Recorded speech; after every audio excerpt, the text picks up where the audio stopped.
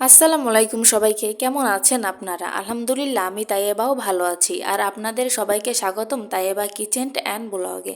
তবে আজকে আমার মনটা অনেক খারাপ, কারণ শুনেছি আমার শাশুড়ি 3-4 দিন ধরে নাকি অনেক অসুস্থ। তাই আমার হাজব্যান্ড অফিস থেকে ছুটি নিয়েছে আমার শাশুড়িকে দেখতে যাবে। তবে আমি দেখতে যেতে পারবো না, কারণ আমার হাজব্যান্ড নিষেধ করেছে না যেতে। সে অনেক কথা। আমার শাশুড়ি এখান থেকে 3 মাস আগে চলে গেছে, আগে আমাদের সাথে একসাথেই থাকতো। 3 মাস আগে আমার শাশুড়ি আমাদের সাথে রাগ করে চলে যায় তার মেয়ের বাসায়, তারপরে আর কখনো আসেনি, আর আমাদেরও যাওয়া হয়নি। মাঝে মাঝে ফোন দিয়ে কথা বলতো তার ছেলের সাথে, কিন্তু আমার সাথে তার কখনো কথা হয়নি এই 3 মাসের ভিতরে। কিন্তু অনেকে এখন মনে করবেন হয়তো আমি খারাপ, আমার সাথে রাগারাগি করে আমার শাশুড়ি চলে গেছে। কিন্তু বিষয়টা আসলে এমন না, রাগারাগি হয়েছে আমার হাজবেন্ডের সাথে।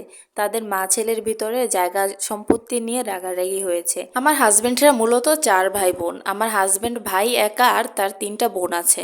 আমার একটা বড় ননদ আছে, 2টা ছোট ননদ আমার হাজবেন্ডের ছোট তারা। আমার শ্বশুর মারা গেছে অনেক আগে, তখন আমার 2 ননদ ছোট ছিল, আর বড় ননদ ছিল বিয়ের উপযোগী, আর আমার হাজবেন্ড তখন 10-এ পরীক্ষার্থী ছিল। আমার শ্বশুর মারা যাওয়ার পরে আমার হাজবেন্ডে গিয়ে তখন একটা দোকানে চাকরি নেয়।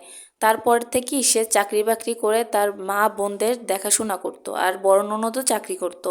পরে বড় ননদের বিয়ে হয়ে যায়, তারপর সংসারের সব ভার আমার হাজবেন্ডই নেয়। আর এত বছর পরেই তাদের সবার আলাদা আলাদা সংসার হয়েছে। আমার 3 ননদের বিয়ে হয়েছে, আমার হাজবেন্ডও বিয়ে করেছে, এখন আমাদের একটা মেয়ে হয়েছে। আর এত বছর পরে এসে আমরা জানতে পারি আমার হাজবেন্ডের নামে কোনো জায়গা জমি কিছুই নেই। আমার শ্বশুরের যত জায়গা জমি ছিল সব তার 3 মেয়ের নামে লিখে দিয়েছে আমার শাশুড়ি। আর এগুলো নিয়েই তাদের মা ছেলের ভিতরে অনেক ঝামেলা হয়। পরে আমার শাশুড়ি আমার ননদের বাসায় চলে যায়, কিন্তু যাবার সময় সব দোষ দিয়ে যায় আমার উপরে।